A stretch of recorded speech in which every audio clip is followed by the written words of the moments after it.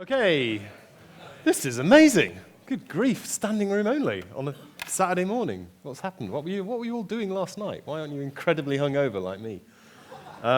So we're going to talk about cinematography and the art of cinematography in documentary.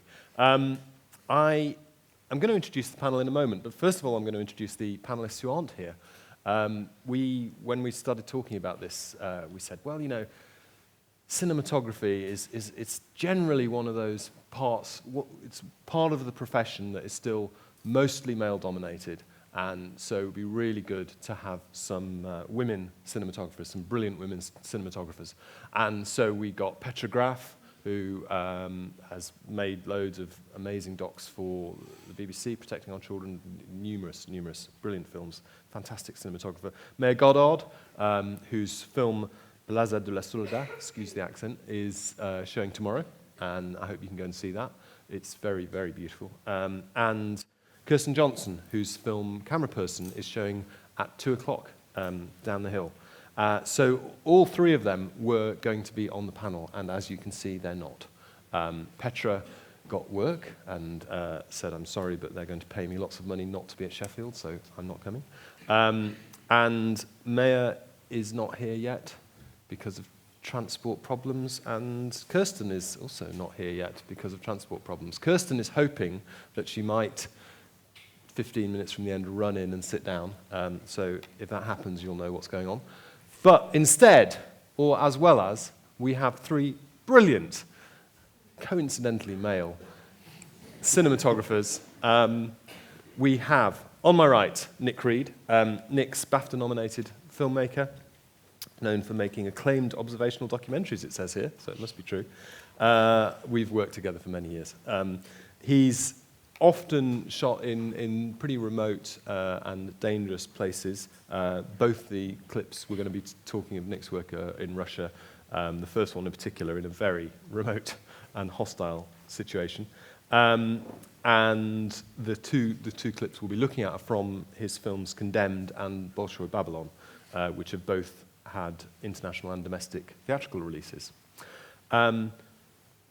Robin Fox is an experienced factual television cinematographer. His credits include Class of '92, 1001 Inventions, and Library of Secrets. And what we're going to be looking at is Simply Nigella. He's got awards from Broadcast Magazine and the IVCA. And the Nigella stuff, I'm sure you've all seen the Nigella stuff. It looks incredible, you know, looks just amazing, and that's going to be the way that you adapt cinematographic techniques. I'm just going to say photographic. I think no, I can't manage cinema. Camera. Camera techniques. techniques. Yeah, camera techniques. That's a good one. Easy still. To that kind of situation where you know the food filming, very particular skill, but also obviously having to make Nigella look amazing in whatever situation she's in. And Olly Wiggins is our third panelist. Olly's got over 20 years' experience as a cinematographer and is co-owner of a London-based facility company, S&O Media, so knows kit and cameras inside out. So I'm sure we'll talk a bit about the different cameras at some point and the different ways what's popular and that kind of thing. But the clips we're going to look at are from a film Olly's just completed, very recently completed, that's going to be on BBC 4 soon, called Swim the Channel, and is available on the Sheffield Market Player. Didn't know there was a Sheffield Market Player. So, that's our panel. And the way we're going to play it is we'll have a clip, we'll then start talking about some of the issues, the camera issues, photographic issues, cinematographic issues, and it's just going to be a conversation between us. If you've got, I'll leave some time for questions at the end, by all means, but if you've got a burning question, then please do just shout out and ask, because I'd prefer this to be, interactive and for everyone to be involved. So if I'm asking stupid questions and you've got a really clever one, then go for it. Okay, so Nick, we're going to start with your clip from The Condemned. Do you just want to set the scene and tell us what we're about to see? Sure, yeah. This is a feature-length documentary about an extraordinary prison exclusively for murderers and serial killers.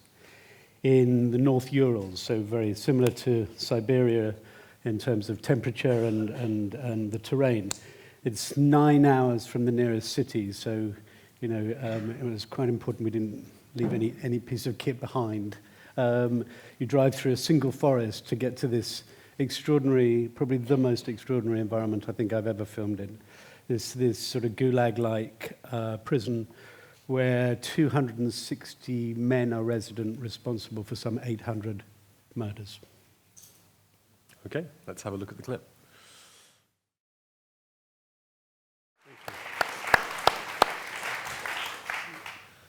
So Nick, you're in the middle of nowhere and you're shooting that and you're directing it. Have you got a sound man? I did have a sound man, yeah. Okay. And I did have an The assistant. sound was so good. Okay. Exactly, yeah, thank you. So in terms of the photographic challenges there's lots of dirty foregrounds and movement in the background. What camera were you using and why did you make that choice? So that film we started shooting in late 2014, when I was already fairly familiar with the Canon C300, to answer that question. It was a camera that suited my style of work. It's small, it's compact, but at the same time you've got a lot of fairly creative choices in terms of lenses, depth of field, and mobility. I knew I was going to be evidently filming in cramped and small spaces, so that was one of the reasons which predicated the choice of camera and, to a degree, lenses. But I suppose, the reason I guess I chose that clip was partly because when I first went there, I just wanted to try and sort of present the world from the prisoner's perspective. And they never have a clear horizon. They never have an open space that they look at. Everything is crowded. All their outlook is always through holes, and so there's lots of frames within frames. So I deliberately set out to sort of try and, especially obviously with the interiors, to crowd the frame and have multiple planes and try and use the sort of depth of field to tell the story of their life and their kind of outlook on life. So they're always seeing things through holes, through frames, through bars. That's partly why I chose that clip. It was also a little bit to do with the grade. When I went there, all the lights were very low wattage. They all looked like they were about to blow. So it was trying to capture that rather sort of dirty orange of the prison corridor. And so, that point about you being in these very cramped conditions, you're a shooting director. You've worked as a cinematographer to a director. That's right. Mm-hmm. You also work as your own director, if you like. How do you find that? That idea of the frames within frames. Is that a cinematographer's decision or a director's decision, or is that a pointless distinction to make? I think it's a filmmaker's decision. It's a storyteller's decision. It's how you're going to sort of put yourself not only in their world but also, in their heads. When I was just had completed this film, someone asked me, well, what happens? And I said, well, actually, not a lot, which is not a great pitch for a film, but it is about a stasis. It's about presenting their sort of every day is Groundhog Day. So you had to sort of find the drama inside their heads and through their testimony. So it was really trying to present the world from their perspective without, as a director, being overly sympathetic to these guys. That guy is a contract killer. I estimate between 200 and 300 hits. He was a gun for hire. He was rented out by one criminal family to other criminal families. So it's quite difficult to draw a line between something that was sympathetic and objective. And so, as I say, you've worked as a cinematographer with a director. You've worked as your own shooting director. Have you directed with a cameraman? Yeah. And so talk to me about how those three different roles work. What's the balance between just focusing on being a cameraman and just focusing on being a director and telling the cameraman what to do without grabbing the camera off him and going, no, like this, and then doing it all yourself? Well, it's partly sort of a little bit to do with the chronology of our industry and the way it's changed and the way that cameras have changed. When I first started directing, we were still shooting on film, and no self-respecting director would ever dream of touching a camera. Then, when tape came along and the cameras, I actually started shooting again to stay shooting on film, to take a tape budget. But, you know, so there's a lot to do with the economics, I guess, but also to do with the, you know, there are pros and cons. I never come to a film and say, right, I'm going to shoot and direct. No, it's what the story demands. And I think, you know, there are pros and cons. I suppose, for me personally, the sort of films I make, the pros outweigh the cons of do I shoot or do I shoot and direct. If I shoot and direct, typically I can spend longer on location, for instance. I don't have that economic pressure of you know, forgive me, you know, just when a DP's on board, that brings its own pressure. There are times when I really miss the dialogue, though, the creative dialogue. It becomes quite a solipsistic existence sometimes. And so, but you had a producer on that as well, didn't you? Yeah. And so were you having those creative conversations with Mark? Yeah. So I think that's, you know, it buys you thinking time, but you lose the camaraderie and you lose some of the creative dialogue. I think, you know, is when you're doing both jobs. Sometimes you're a little quicker. You don't have to sort of brief someone beforehand. You can just sort of go for it. But by and large, I think crews have gradually got smaller in recent years, and now, you know, I'm occasionally, you know, I'm on location on my own. That I don't enjoy so much. So the other thing I want to talk about with reference to this clip is depth of field. And we were just reflecting before we came in, recalling an incident that happened on a shoot we were both on about 10 years or so ago in South Africa, where we'd been filming with Oprah Winfrey, and we were making a film about the Leadership Academy, and it was the first time either of us had shot in HD. It was the first time either of us had shot tapeless as well. And all the rushes were just going onto a big hard drive or a couple of big hard drives. And so we weren't able to view anything back because we didn't have the facilities, because we were following her on her tour around the country. And Oprah comes with quite a large entourage of people. 150.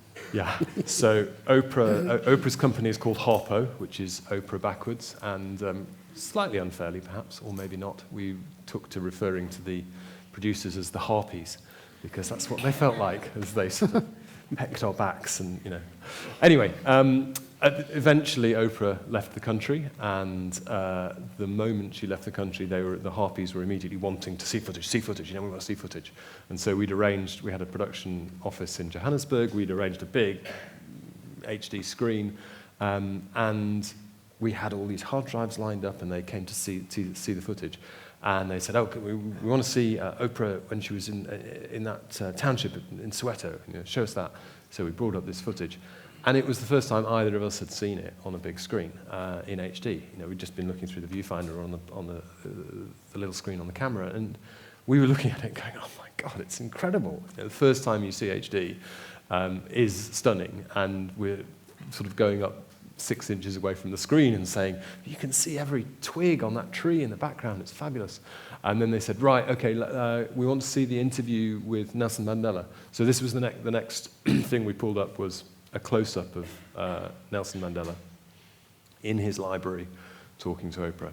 And this producer from Harpo said, it was out of focus. And Nick and I looked at each other, and we went up to the screen, and we sort of could see, I think one of us said, you know, you can literally see every pore in his skin. It's pin sharp. I remember you using the phrase, but it's pin sharp. And this woman said, no, the books on the shelf in the background, they're out of focus. And we both looked at her in astonishment and said, well, it's depth of field. And she said, what's that?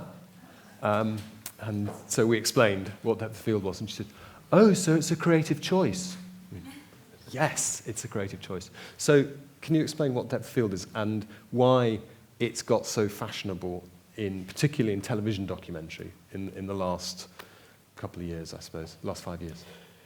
I think lots to do with the way that the cameras have progressed, and we've gone from small cameras like the one on that tripod there 5 or 10 years ago to the 5D, which I'm sure many people are familiar with, became a breakthrough camera because of the size of the sensor. And suddenly you could use prime lenses or even zoom lenses and control how much light was hitting that sensor, and hence control what elements of the frame you were going to have in focus or not. And with the ability to use interchangeable prime lenses that might go down to 1.2, 1.4, suddenly The you aperture. had So you're talking about a large the aperture, yes, yeah. the amount of light hitting the sensor.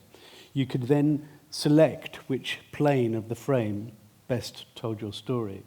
So, I mean, yes, fashionable, but for me, incredibly creative. Suddenly, depth of field and, both directors and cameramen suddenly had a whole new language to explore as filmmakers. And for me, it was completely liberating. It was, going back to where I started on film. But for a good 10 years, nobody had talked in those terms because of the nature of the small camcorders, which for my sort of work became very, very, the staple go-to camera. So I think for drama and commercials and so on, then you're using large format cameras, which yes. always have that depth of field. But and now you've got the ability in documentary with a cheap camera, with a camera, a £5,000 camera. Yeah, well, there was a barren period, I would say, in television, where most documentaries all looked rather flat and rather similar. The small, the EX cameras and the PMW cameras, the small little camcorders, which were incredibly liberating, brought a whole new generation of filmmakers and to the party. But I think now it's gone full circle, and suddenly you've got this, people are talking, directors, I'm sure, talk to you guys about, in a different creative way, about, what lens should we use, what focal length, and how we're going to control depth of field. I think it's incredibly exciting. I mean, yes, fashionable. I think the only times it really grates with me is there's a lot of people who sort of go to it, but, they'll go to a prime lens, the fastest lens they've got. So let's say for an interview, 50 mil opening up to 1.2, and with fairly low light, and there's a focal difference between the tip of your nose and your eye.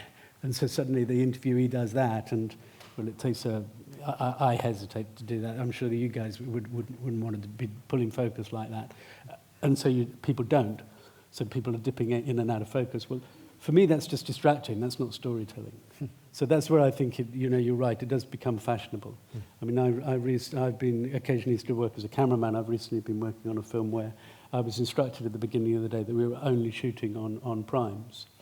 Well, that was interesting because the selection of primes, I think the widest lens they had was a 50 mil. And the other direction was handheld. Okay. Well, I started as a news cameraman. When I started as a news cameraman, they used to call me the Pope because my handheld was so bloody useless. It was all like that. on primes, on low light, it's even harder. So yes, you're right. It is a bit fashionable.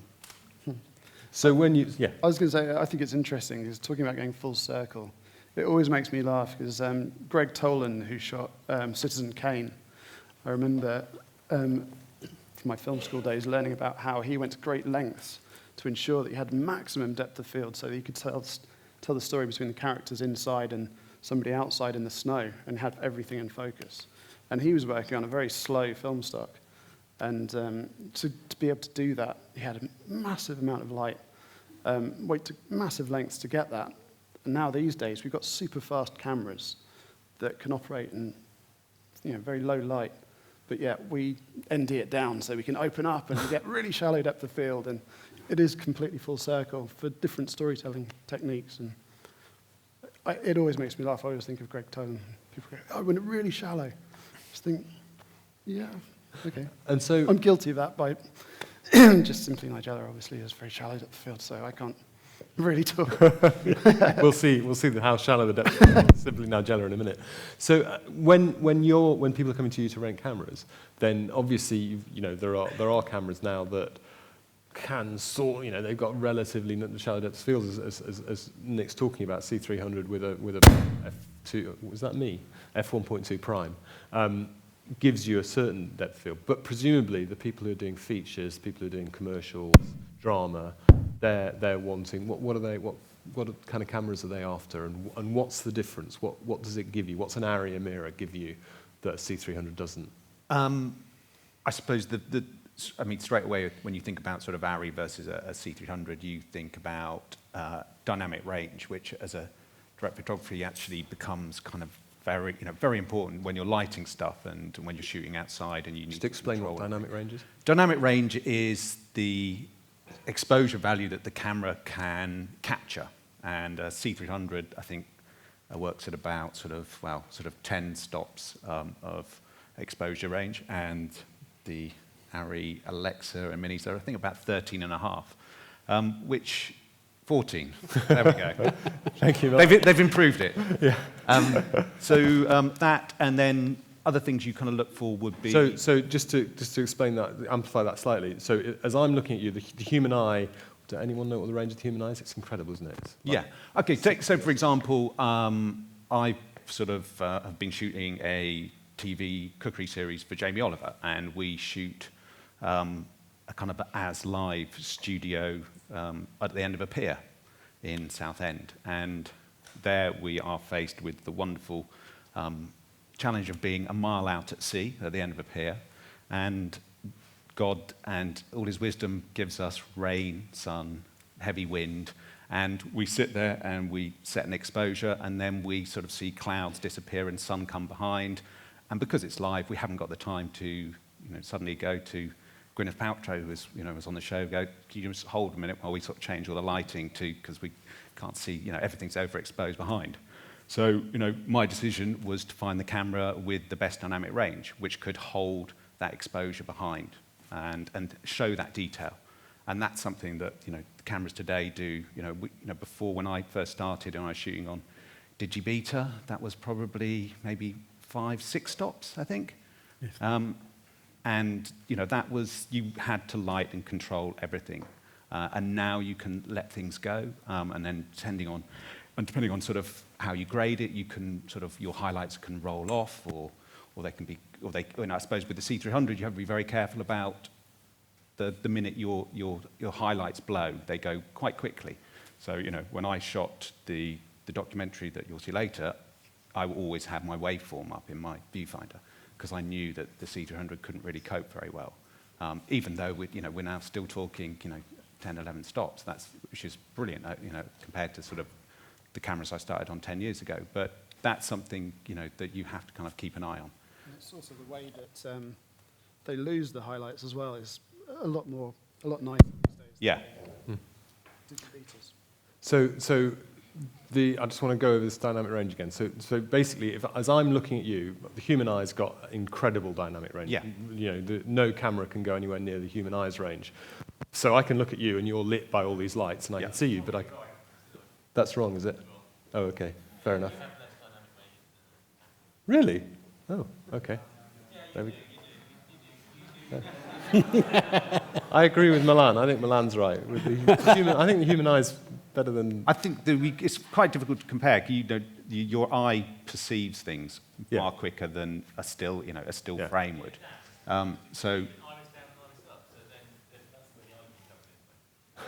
Anyway, the point is, as I'm looking at you, I can see you, but I can also see people there very easily. Yeah. A lot of cameras would really struggle with that. That would be dark. Yeah. To get you to see them, you'd be burnt out, and losing the highlights means as soon as it hits the roof, then it's just there's no detail there anymore. It's 100%. There's nothing you can do, 105%, and you can't see anything in there.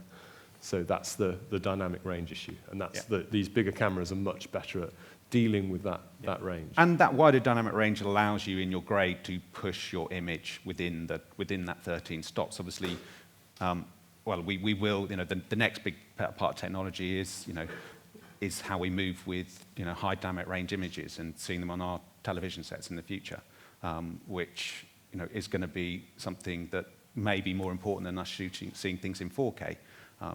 To the human eye, seeing brighter, punchier colours is actually sort of better than 4K resolution to a viewer's experience.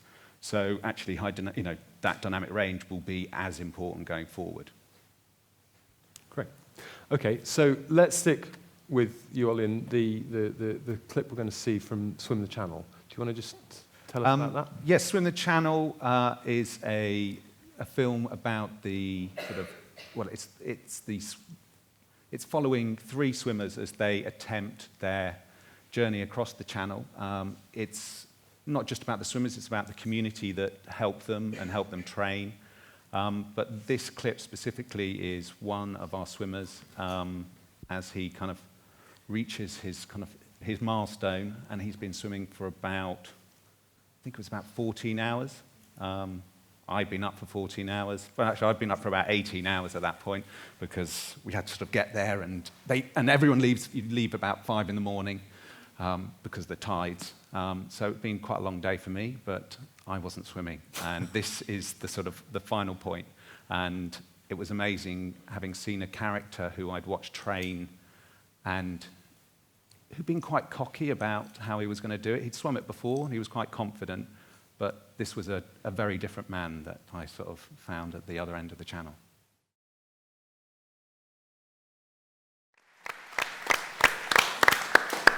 I just love that final shot. I think that's just so beautiful with and the way he just sort of pops up as well. Yeah. Sort of seeing the boat and you think, was he drowned? Yeah, that was kind of one of those gems you suddenly find yourself somewhere. I didn't expect to actually get to the shore. On all the previous swims I'd done, I'd had to film from the boat because you don't know where they're going to go ashore. And literally the pilot of the boat suddenly went, come on, jump in this tiny little rib. And actually, because of the grade, it looks like there's a lot more light than there was. That looks quite bright. It was getting quite dark by that point, and I just got whizzed in on this tiny little rib, and I suddenly was like, I think no life vest. I was thrown onto wet rocks, and suddenly had to wait for him to come ashore. And then saw this person who, there's no getting out and going, yes, I've done it. It was, he was wiped out and, not feeling great at all. I love that, just that little, I've done it. There's no yes shouting back. And then I just sort of thought, actually, he's about to jump, he's about to go back in, and I rack focus to the foreground. I thought, I'm just going to leave him swimming off. I kind of thought it might be the end shot of the film. It's not, but I just thought I thought I'd hold that because I could see the titles coming through the empty space above everything. But it didn't make that. But yes, I still thought it was a lovely shot.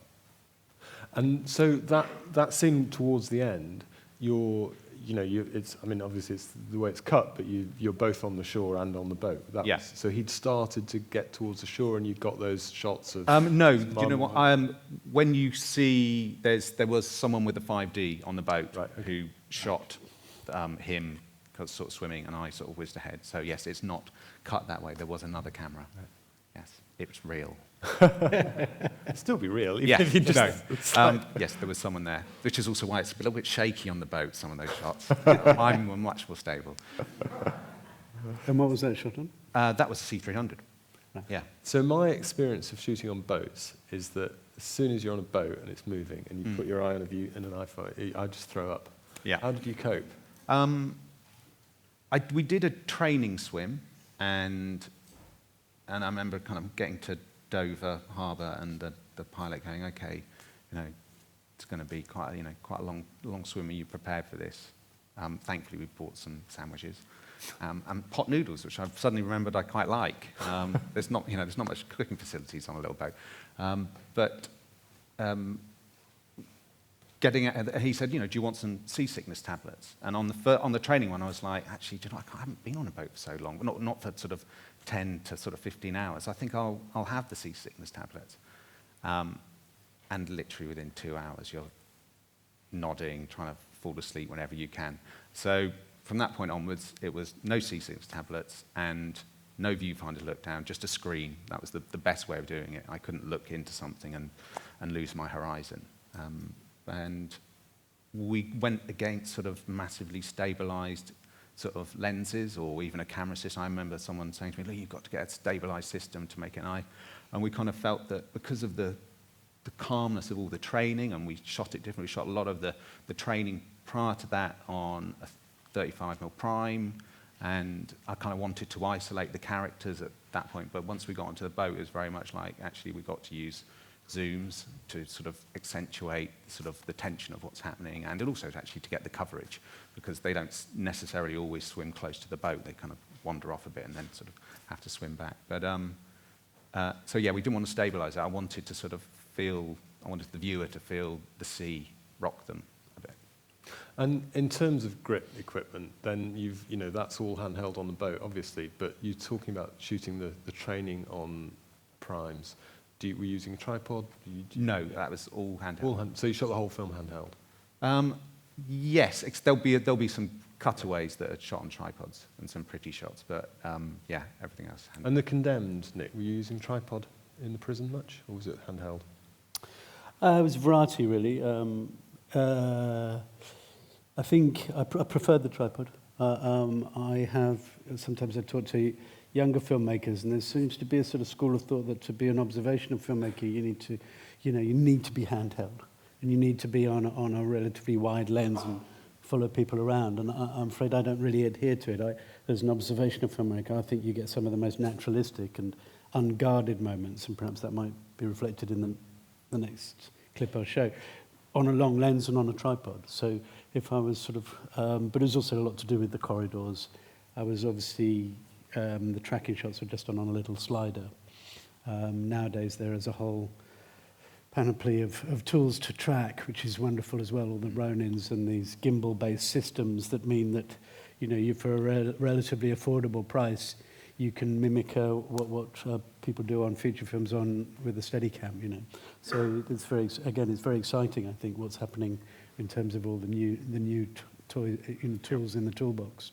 So did you think about... I asked a question about, you say you shot those two films handheld with a C300, and I shoot a 100, but because it's not like a camcorder, you can't really rest it in the crook of your shoulder, but it's not a tiny little 5D style body relatively, so you can't necessarily put on a rig that easily. With the Ronin, we're quite heavy with the C300 on there. When you say handheld, using any kind of shoulder rig or anything at all, you literally just holding it out in front of you. The question's about a handheld rig, so I'll just repeat the question because other people may not have heard it, and whether the degree to which we use them. Yes, I had sort of extended 15mm bars with a shoulder pad on, and then I often, if I have a viewfinder, will have a lens shade around it, so I can actually sort of see the image if I'm shooting outside in the sun. I've never found a handheld rig that suits me at all. I use it as it comes out of the bag, and just it's in here. It's taken me 2 years to adapt to the rig that I've got for my C300, and I've now moved on to an Amira. But it did take me 2 years to... Yeah. I've got an Alphatron viewfinder on it, a Teradek for making it wireless, but getting the pad in the right place, getting the weight, the V-lock plate on it, Yeah. tricky. Not good for me. The thing I was using a few weeks ago was a Cine Saddle, which is quite handy. So it's basically gives you a pregnant tummy. Cine Saddle's a big beanbag, basically. Huge nothing beanbag. more high tech than that. You just sit the camera on it, and then you're not carrying the weight of the camera. It's there, and you're as long as you're tall like me, it's quite handy. If you're not so tall, then you're stuck in. It's an awful lot of quite low angle stuff. Yeah. There is a compromise. If you're interviewing someone tall, then it's not. When you're vertically challenged as I am, it's not the most flattering angle. May I ask a question? So can you talk about grading, or like the choice you made by using C300? And I know that that's a big bit, and then some people say that you need to use standard cameras in order to I'm sorry, I'm having difficulty hearing. So the limit. So the question is we want to talk. The question's about grading. Yeah. But you're talking about a 10-bit image rather than an 8-bit image. 8-bit, and people say Yeah. that if you're going to do So the difference between the ability to grade something shot on a C300 or a PMW, say, or an Alexa or an Amira or something like that. I think it's. I think if you've not a careful grade can still deal with an 8-bit image. Obviously, you want to give your edit house or whoever's doing it as much information as possible. And it's not necessarily just about that. Also, you've got to think about once things get broadcast as well. That pipelining up to the satellites is not sending it out at a good enough quality. So it's still going to lead. So if you can shoot at 10-bit, always shoot at 10-bit. it just looks too dark to me. But personally, I don't know. Like, is it anything to do? What, the 10-bit imp? No, even this one. Like, work looks very nice. Yeah. But it's just because I'm also used to. I also remember those days with the, using the film and everything. Yeah. And now, I also, as everyone, like film digital, of course, but then I sort of miss that natural look. I know there wasn't much light, and this is the best that we can get. But doesn't it look too dark? I don't know. That the shadow. I don't know. Yeah. I mean, I think honestly, I'm quite impressed that you can actually see that much. Compared to what I saw with my eyes. So I think the thing that gives it away really is at the end when you've got that wide shot and you see the lights on the boat, and you see the lights on the boat, you realise it is really dark, because if you can see those lights, then it's dusk, and they've actually arguably maybe they've lifted it a bit too much, because it doesn't look as dusky as it really was. On that point, from a slightly ethical perspective, do you think that more dynamic range and the ability to grade the hell out of anything is actually ethical within the bounds of documentary? Would you? I mean, a serious question. It's you were limited to what you could do. It was pretty close to as you saw it a lot of the time. 10-bit, you're getting better. 14-bit, you can turn it into, you can turn anything into anything, which is fine if you're shooting a movie. Is it fine with you guys as documentary makers? It's fine by me. Yeah, I have no problem. I'm not going to lose sleep on that one. Yeah, absolutely. Because every time you make an edit, you're adjusting reality. Every time you choose to when you're framing, the frame you choose is a decision. It's a creative decision. Every cut you make is a creative decision. The grade is a creative decision. It's just you're not going to make a documentary which is rushes. If you put a big wide, put a a fisheye lens on, fix the camera in one position, and then just run that as rushes. And I have seen the odd film like that, and they're not very good. They're not very, you're constructing something when you make a documentary, and you're doing that in lots of different ways.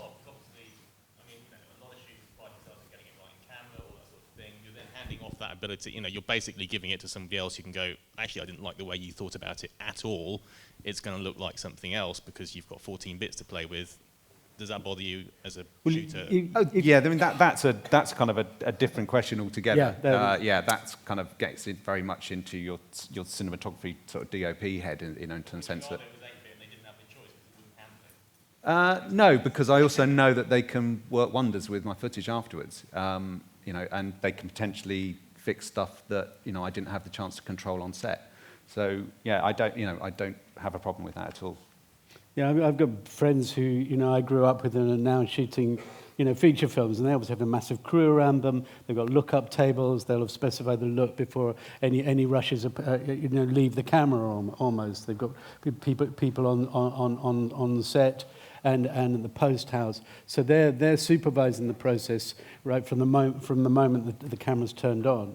We live in a different world. I mean, I think we have actually a much more interesting and creative conversation sometimes with colorists because we haven't preordained what we want, how we want something to look, and so actually for me it's one of the most creative parts of the whole process. Yeah, and also I think there are projects that. You're never going to have that kind of control. You shoot something, you shoot it log or you shoot it raw, and you are passing that information on to someone else for them to add something to. Yes, you might have put a LUT on it that's there for them to get rid of straight away and put something else on. But there's very few. A LUT is a lookup table, by the way. So it's a reference as to how you kind of like it to look. Yeah. Have you ever had a LUT that's actually made it to the edit and they've used it? No. No. And also, I mean, the days are gone when, as a DOP, you were allowed to be in the grade. Yes, on a feature film, you'll get invited in, but with today's turnarounds and budgets, it's very rare that you get the opportunity. Knowing the colorists and having a conversation with them before is quite nice, but even that doesn't happen all the time. There's a cameraman who DOP who was in South Africa with us actually, Sean Lewis, on that fateful Oprah shoot, and I saw him couple of months ago, and he'd shot something on Channel 4 that I thought had a really strong look, and I'd said to him, God, I really like the look of that. And he went, oh, you know, and he immediately whipped his iPhone out, and he showed me how he'd wanted it to look, and how he'd intended it to look, and he was furious that they hadn't used the interviews, in particular, the way he'd lit the interviews, and he'd given them a lot, and they'd just ignored it. They'd given it a very different look, and he was so angry about it. I mean, yeah, And it's John's heartbreaking angry about sometimes when you put lots of effort in and then just see something just, Yeah. you know, a young colorist who wants to make a name for himself and suddenly just disintegrates your work, and that's, you know, that's quite hard to take. You might have spent weeks doing, you know, weeks working and sort of finessing how something's going to look, and then suddenly someone just comes and goes, ooh, ooh, look what that can do, and then leaves it. So you've got to sort of, move on. Yeah. We've got a question over here. It's kind of relevant to the clip that we saw, actually, and just about logs and kind of low light in general, because I know that, or from my experience, logs can kind of, or like S-Log, for example, on the FS7 can look a bit darker when you shoot it originally. So I wondered, for something like the scene that we saw, did you change the log in your camera from day shoots to night shoots? And maybe as a bit of a more kind of general question in terms of on the same project changing, would you ever kind of change log? For me, it's So just explain what log is, very briefly. Log is a linear way of capturing your footage that allows you to condense the information into, it's very complicated and I kind of need a graph to show it. The cameras today have presets in them, and you can choose, and S-Log or C-Log is the flattest image, which gives the colorist the most information. Would that That's summarize right, it? But it allows it to basically, there's less information recorded in your highlights and your lowlights, and most of it's in the mid-range. So it allows it to be a sort of more efficient way of recording your codec and all the color. Is that right, ARRI? No, okay. Yeah. It'll do. It's near enough. It's near enough. So Close.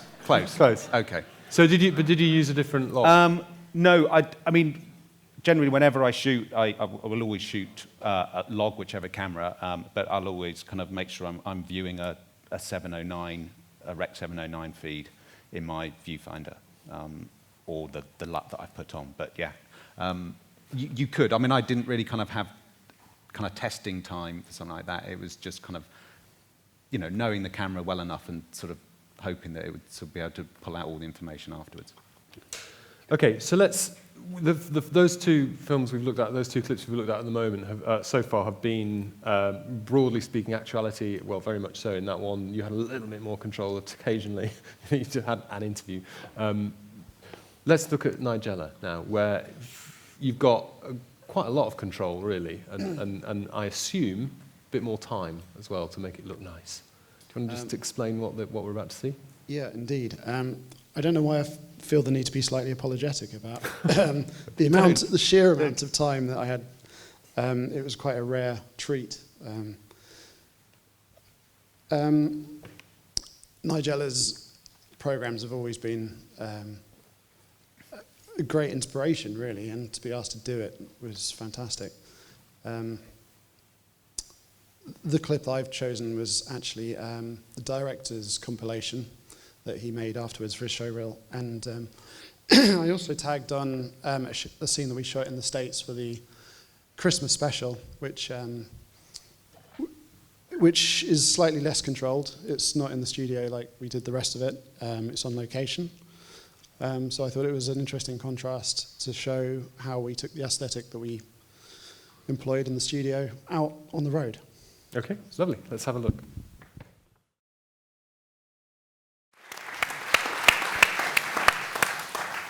So, Robin, what did you shoot that on, and why did you choose that camera? That was all shot on the ARRI mirror with Canon Cine Primes. Predominantly chose that.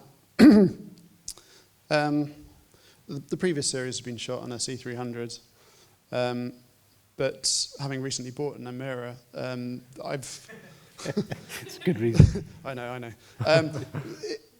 There's no comparison. It's a far superior image as far as I was concerned, and there was just no competition, really. It was just cinematic, and it needed to look cinematic. Yeah, we shot it on that. And some of the stuff in the studio, it looks like there's one cut where she's laughing and you're going from the wide shot to a sort of slowly tracking shot. Was that 2-camera or was that just clever editing? The thing about Nigella is it's always been shot single camera, and I think that is one of the reasons why it looks like it does. We do five different angles, 5 different passes. That way we get to light every shot, hence why I'm slightly embarrassed about the amount of time that we take. It's very luxurious in the way we shoot it. But it's got to look like that. I mean, it's always looked like that. Neville Kidd shot it before me and did an amazing job. And I just needed to carry on that look, really. How long does it take to shoot an episode? How many shoot days? I'm just thinking, because I do cookery stuff as well. Yeah. It was a 6-week shoot for 6.5 hours. Okay. Right. Wow. Good. And may I ask, is that the kitchen, is that a location, or how much of that is pre-lit sort of set? Sure. So the kitchen is a set that was very, very closely based on Nigella's actual kitchen. Right. The last series was shot in a studio, but all the previous series were shot in her kitchen. I think because of how long it takes to shoot a sequence, they had issues with changing lights, sound. It just wasn't really practical. So this and the last series were shot in a studio. But I actually shot the BBC Two ident for the series in her actual kitchen, and I lit it exactly the same as I lit the studio. Mm. We were very keen to light it as a location. We did have a lighting rig, but that was just used for utensils to hang off of. Dom, the director, is very keen to have things dangling in foreground, which is part of the look that they've always had. And we had fans blowing in the garden to make the scenery move and all that kind of stuff, which, again, Dom, the director, is very keen on, but Chris, the sound guy, wasn't. We went to quite a lot of lengths to make it, as her kitchen really is. And in the bar in Kansas City, Yeah. that's how, presumably those are real, were they real people in there? Was that? Yeah, that was slightly alien to us, being out and about. Nigella was sitting at the end of the bar, live bar, stuff going on, and there was a little old lady that came and sat next to her. It was her 90th birthday, and Nigella, being Nigella, didn't want to move her on. She was quite happy just to sit and chat with her. So we did all sit there for a while she congratulated her on her 90th birthday, and she sort of shuffled off, and we carried on filming. And so when you're at the end of the bar and you've got that long shot looking across and the barman's doing all this stuff, and then you're cutting close into her, Yeah. and she's taking the drink, she's much more lit in the Yes. in the close shot. So how did you light her in the bar in those shots? Yeah, there was a bit of discussion about that, really. We were using a ring light on the camera, which we didn't use in the studio, but it was a kind of a handy thing just to get some light in the eyes. And A ring light sits around the lens and is it's typically quite associated with fashion photography. Would that be fair enough? Yeah, absolutely. We did want to keep it kind of dark and moody, but it's very difficult to sort of get the balance between lighting somebody like Nigella, who needs to look great all the time, and getting the mood. So we went sort of more brighter, which now I look at it, I do slightly regret, but that's what we did on the location. And all the mixing shots, all the drinks, and it's gorgeous the way you've got the lights in the street behind the crystal glasses and that kind of thing. Was that available or was it lit? That was pretty much available. We did have a sleb light in the very deep background, and a light panel. I think that's all we used to light that scene. But the cutaways were pretty much... Proper documentary. Well, yeah, I could do that.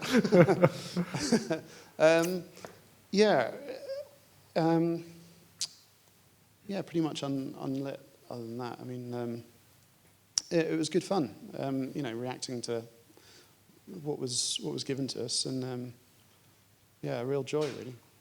But I mean, we did choose that location because of the lights in the background, and chose that orientation for that reason. Was it all on primes? Yes. Yeah. Beautiful. Yeah. So, Nick, in terms of documentary making, particularly sort of more hobby stuff, not an interview or something like that, but Less control. less controlled, but a degree of control. So, not obviously, if you can, you'll light an interview, but other than that, something that's not absolutely running on the hoof. How do you use lights?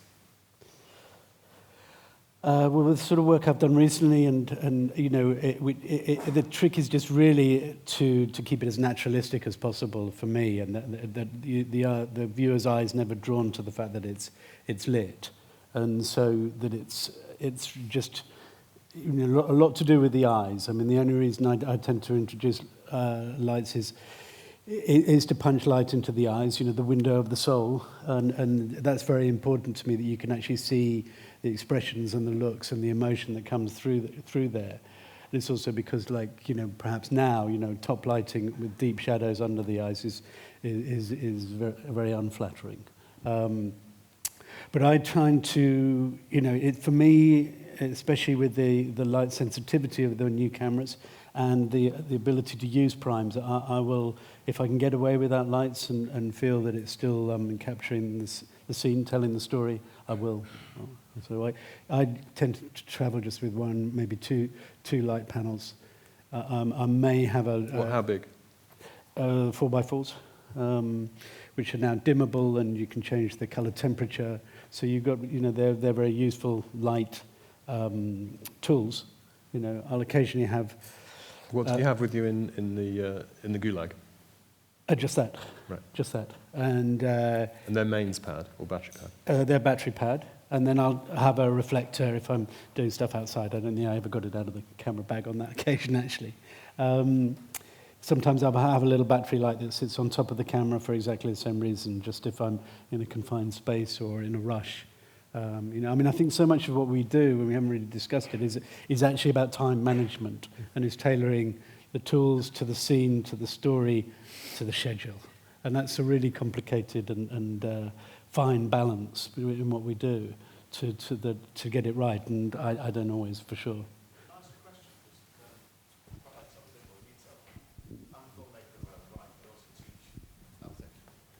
I teach documentary filmmaking at the Northern Film School in Leeds, and I can see one of my students over there. I'm not including you in what I'm about to say, Francesco. So, when we're working through this process, because of the democratization of technology, and it's much more affordable, we find that particularly my students, when they're considering what film it is they're going to make, if you ask them what film they're going to make, they immediately start talking to you about what camera they're going to use. So what advice would you have in terms of how to make a decision about what equipment you're going to take, what tools you're going to use, but so that it doesn't start to eclipse the essence of the storytelling process? I would say, I agree that there is this thing that's happened over the last 5 years where everyone is obsessed with which camera they're going to use and what camera, and it kind of started with the 5D. And it's wonderful that everyone now has access to very similar technology. You know, when I first started, I started in video, and I used to look to film, and then I eventually got the chance to shoot on film, but that was very much there for feature films. It was like, well, you know, one day I'll be shooting features and I'll use film. And now, you know, I shoot on an ARRI camera most of the time, and that's the same, you know, those cameras are used on feature films all the time.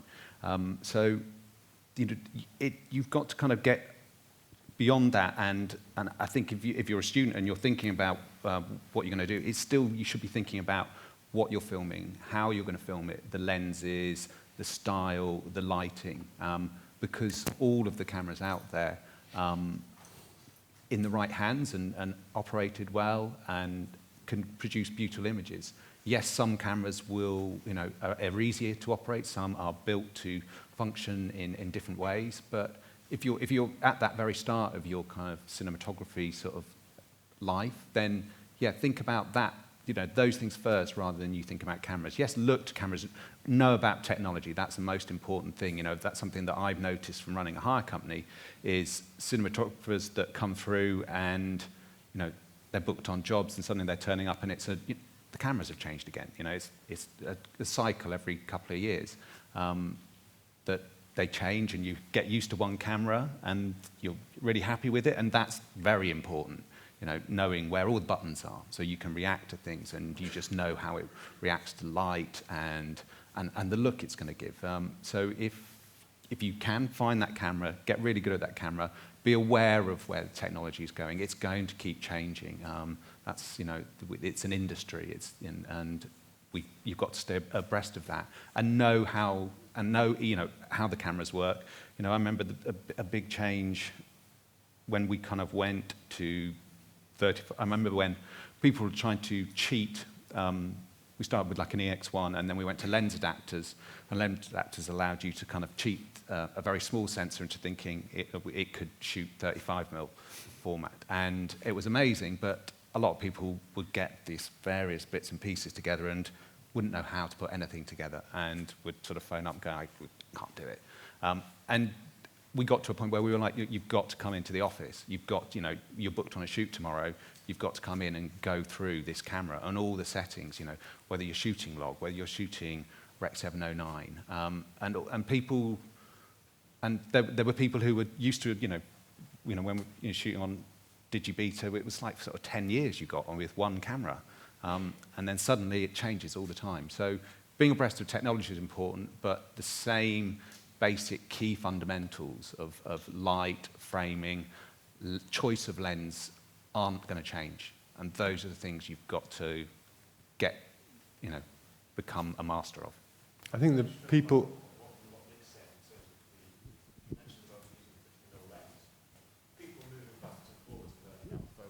And that's something that we see a lot. So what happens is that people are, they're bending the nature of what they are filming to fit the technology that they are using rather than adapting the technology that they're using to the situation that they find themselves in. Do you see what I mean? And there's a conflict going on at that level. And it's something that I have had quite a hard time trying to explain to the students. I think a lot of what we do is to degree mimicry. We see something we like, and we see how can we recreate that look. And I'm sure perhaps your students do the same. But for me, it's if the technology is consuming you, then you're distracted from the story, both in preparation and while you're making the film.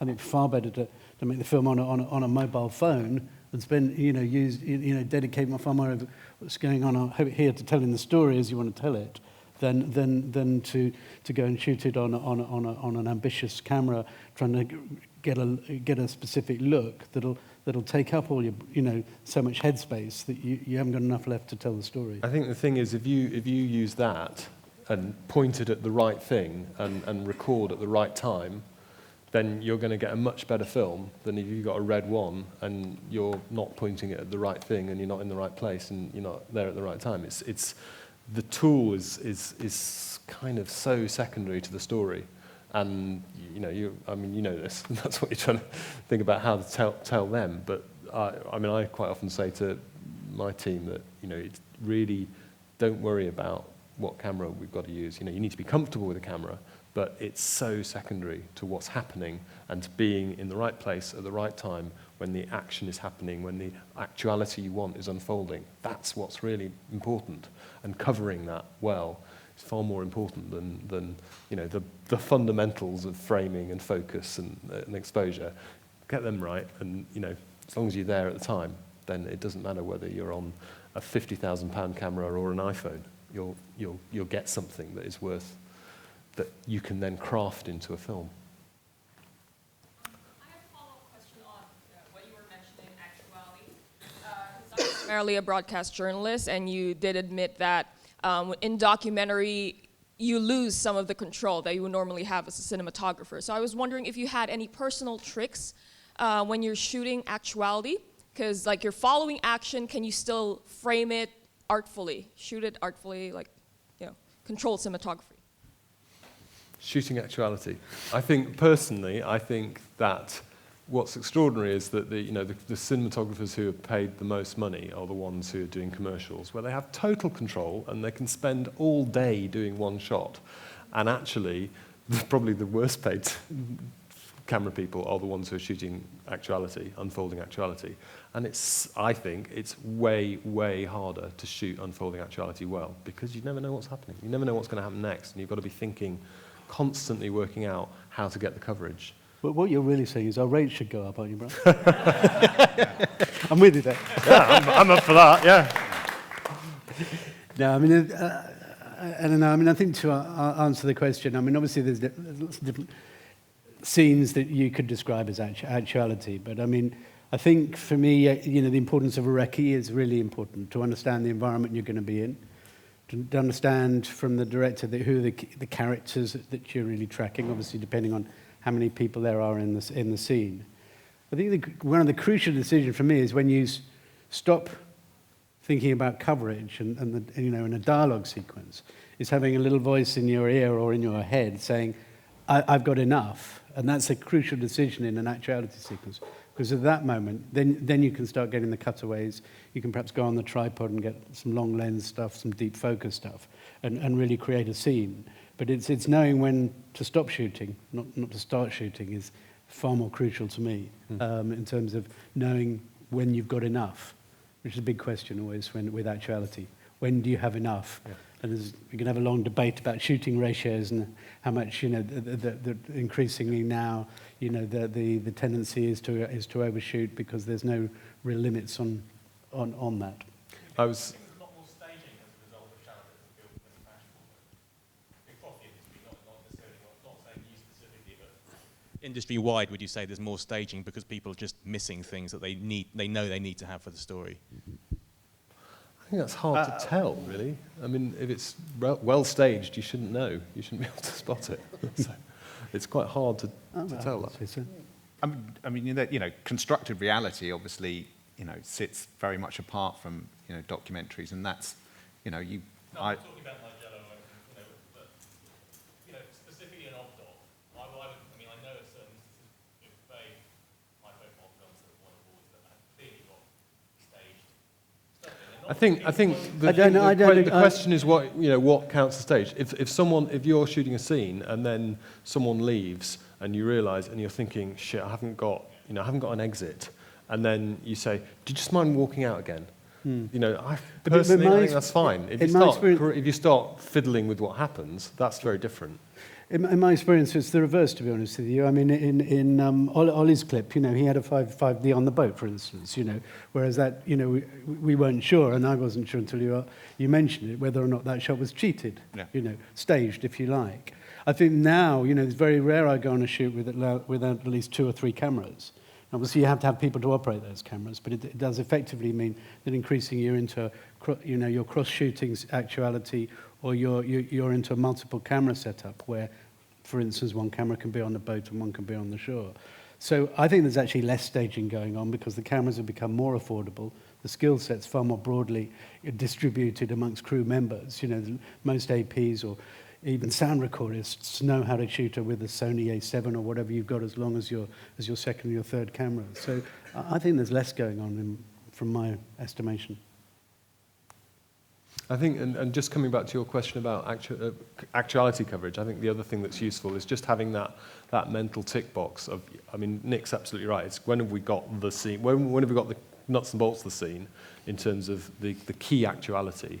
And then once you've got the key actuality, then your tick list of have I got an establisher, have I got a nice wide establisher, have I got good cutaways that aren't just reverses that are a bit more interesting than those, and have I got a good listening shot? Have I got a listening shot of both? If it's a conversation, have I got a good listening shot of both parties? Having those things in your mind, so you know that then when you get into the cutting room, you've got it. And once you've got the basics of the reverses, the cutaways, the establisher, an entry and exit, then you can start thinking, let's do something really, what can we get that's got a really shallow, it's got a pull on it or something like that, that's got something fancy. You can start being more inventive as long as you've got the basics in the can. Can we bring up the house lights a bit, actually? Because I think we might as well go to questions. Can I have a question, please? Where are you? Yeah, hi. You're over there. Hi. Okay, good. Yeah, my name's James, and my question is about the role title. So I've been shooting for about 10 years, and I've finally settled on telling people that I'm a documentary cameraman and filmmaker. That's kind of how I've settled it. And I was just wondering, what do you tell, say you met someone in the pub, what do you tell them you are, and what do you tell producers you are, and why? Good question. So I'll start, okay? So I run my own company. I exec produce things. I produce things. I shoot. I edit. And I direct. So I say I'm a filmmaker. Because otherwise it would take too long. Nick, what are you? The last time I was asked the question, I was standing next to a mate of mine in the bar, and he turned around and said, he's a hairdresser. And I had to go with it.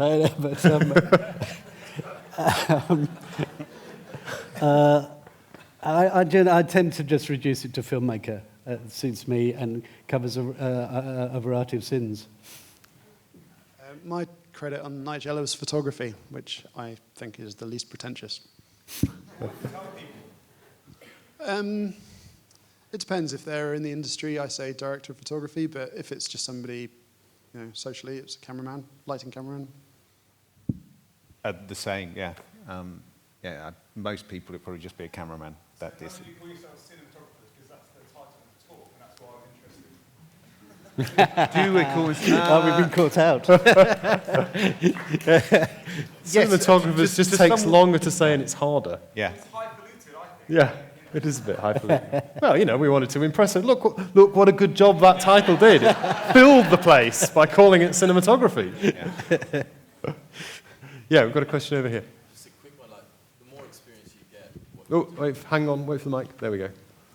With the more experience and the further you are into your careers, what do you think is the essence of what your skill is, what you bring to filmmaking? Nice, simple question then. What's the essence of cinematography? Who's going to have a go at that? Make it look nice. I think sometimes it's just knowing the project. I think I've been doing, actually filming for 20 years, and I, did sort of, 2 or 3 years of running and gripping and sparking and trying lots of different things before I realised I wanted to actually be a cinematographer. But yeah, I hope that I bring to the projects that I work on an understanding of what the director wants, what the production company wants, or what, if it's commercial, whether the brand and that production company wants, and then being able to just make it happen for them, whether it be in lighting, whether it be in logistics sometimes, even that's sometimes quite important. Turn around to someone and going, someone going, this is my idea, and you going, you're not going to be able to do that in an hour, rather than trying to attempt it and everyone failing. It's that kind of experience, I think. That. Hi there. Anyone else want to add? I started as an assistant, and the first cameraman I worked with described his job as the best job in the world. It's like extended adolescence punctuated by moments of responsibility. So I could go with that, but for me, it's storytelling first and last. And what does that actually mean? Well, who's the audience? Who are the characters? What's the narrative that the director or you want to tell? And that's what you're following. That defines everything. How you light it, how you arrange your day, how you're miking people, how far away you are from the action. Is it sensitive? Are there children involved? Everything follows from story and characters for me. I'd echo that. That's serving the story and the project, making the images work for the project. Painting with light. Who's that? Who wrote that? That was ARRI. Wilmer Sigmund. Yeah. Some famous cinematographer. It wasn't called Painting with Light. Vittorio Storaro, you're right. Yeah. Vittorio Storaro, yeah. Yes, up here. Oh, is it? Oh, yeah. We'll go with him then first, and then so we'll go from there, and then you next. Yes. Hi there. Something that hasn't been discussed in this whole talk. I find it quite strange, but I don't think it applies so much to documentary. I'm more rooted in fiction filmmaking, but camera movement. So we discussed earlier about shoulder rigs. I would shoot on a shoulder rig quite often, but what I wanted to get was your perspective on perhaps the things that DJI are coming out with at the moment. Like we have the Ronin now, we have the Phantom, all these drones, but what would your perspective be on, say, the DJI Ronin, what it's doing for the industry? Would it affect you at all? Would you ever think, yes, well, we need this sort of stabilization equipment for this, or does it ever come up? I got an early Ronin in for a shoot, and this is talking about sort of democratization of the industry through the technology that everyone has now.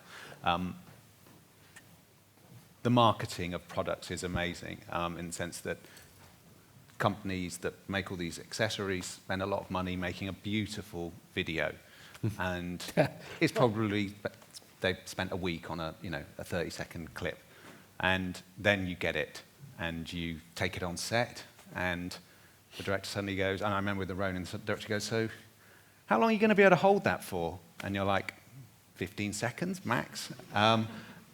Yes. These are the gimbal-based system that is a frame in which the camera goes. It's the poor man's Steadicam that we were talking about earlier. They all, I think, and then if you go to drones, I think drones in the very best hands produce amazing footage. Unfortunately, there's a lot of footage that looks horrendous, I think, out there. They have to be used by professionals, and also I think they've got to be shot by people who understand an image, not by someone who can fly a helicopter. That's my personal belief on those. But yeah, you know what? All of those things have. I've just literally come off 3 days of using a Ronin linked to a harness and everything, and it worked very well for what I was trying to film.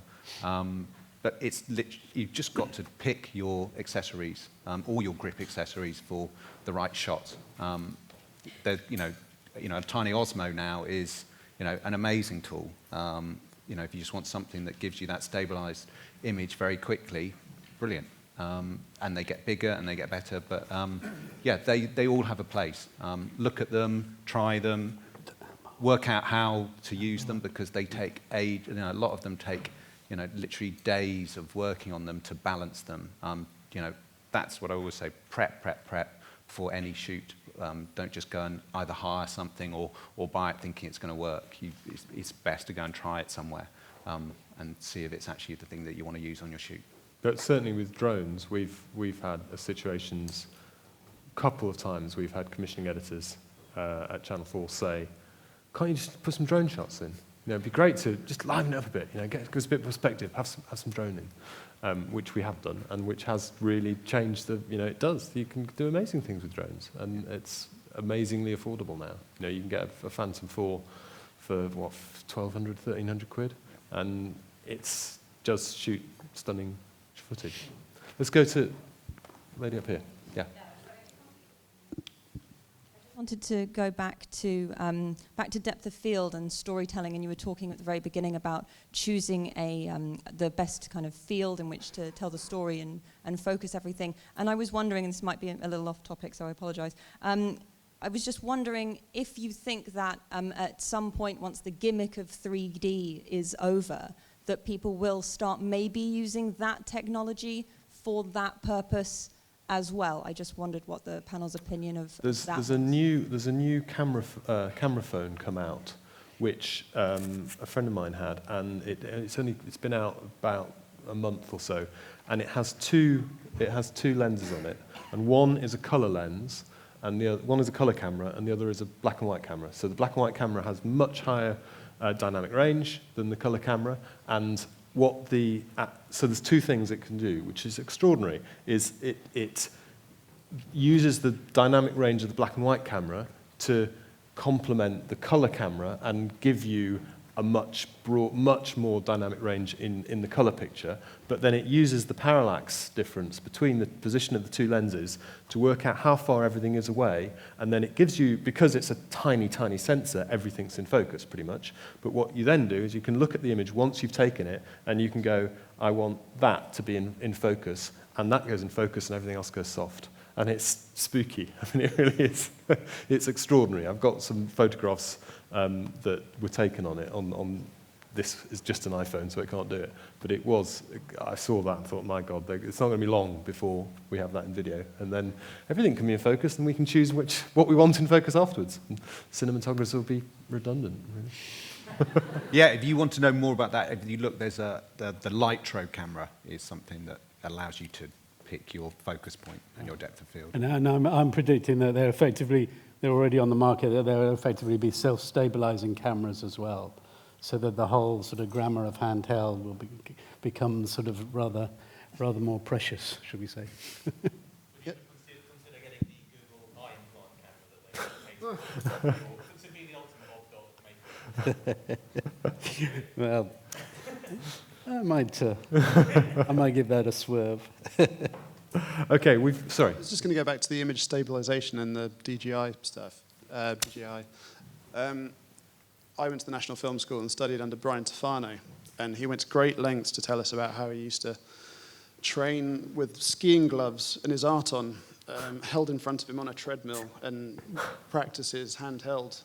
And I just think the art of handheld camera work is being lost with these devices, and people could do a lot worse than just go out and practice with a few bags of sugar.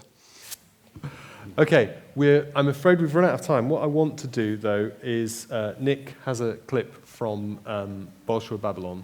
I won't show the second clip from Swim the Channel, if you don't mind, but as to end with something rather beautiful, a feast for our eyes, is That puts the pressure on. we're not going to have a chance to discuss it much, but we'll just have we can just play Nick's final clip from Bolshoi Babylon. Ladies and gentlemen, Olly Wiggins, Robin Fox and Nick Reed, thank you very much.